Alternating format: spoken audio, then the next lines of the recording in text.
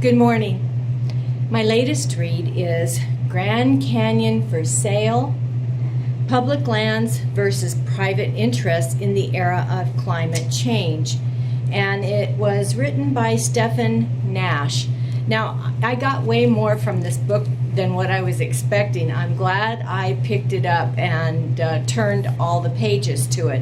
It opened up with a few maps, and that plant species are creeping into the parks that are not natural to it, as well as life, animal, and fish are following suit. They're doing the same thing.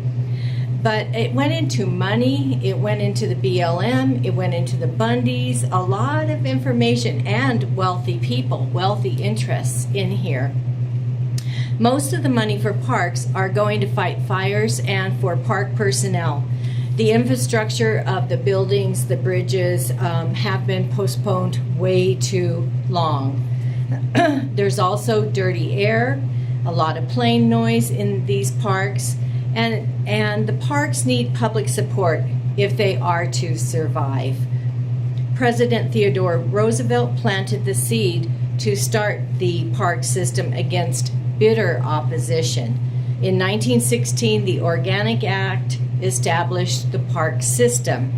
So did you hear that? Bitter opposition. And that opposition is still out there, chomping on the bit, waiting to get their hand on the lands and draw all the natural resources they can from it, and in the process destroying the beauty of the parks. Now, the BLM lands, which is the Bureau of Land Management, what I noticed from the map is they're mostly in the west. Almost all of Nevada is BLM, a good portion of Wyoming is, and it's all over in the western part of the U.S., including Arizona and parts of Southern California, all of that. Oil and gas revenue is generated, but is less each year. The gas isn't exported. Pipes are leaky and in need of replacement, and so you see, this is when there isn't money for infrastructure and all the rest of it. This damage that the pipelines can do can be quite extensive. And remember the Bundy shootout? Grazing also is a major part of the BLM lands and has been for a long, long time. This shooting business is an argument for turning these parks and lands over to state control, excuse me, whereby the threat of privatization will most likely solidify.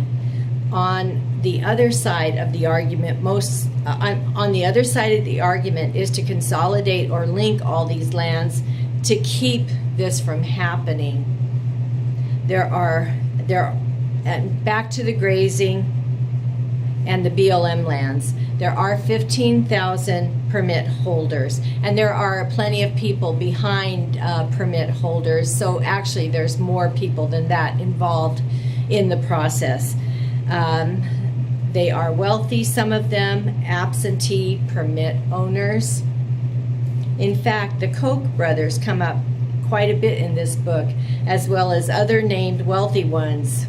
Of course, there are the scientists who take money funding from the powers that be, and this influences decisions about oil, coal, and electric that are dying to get into the public lands.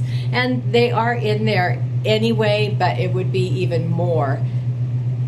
The funding to these scientists and everything else who write up all this data remains hidden from the public.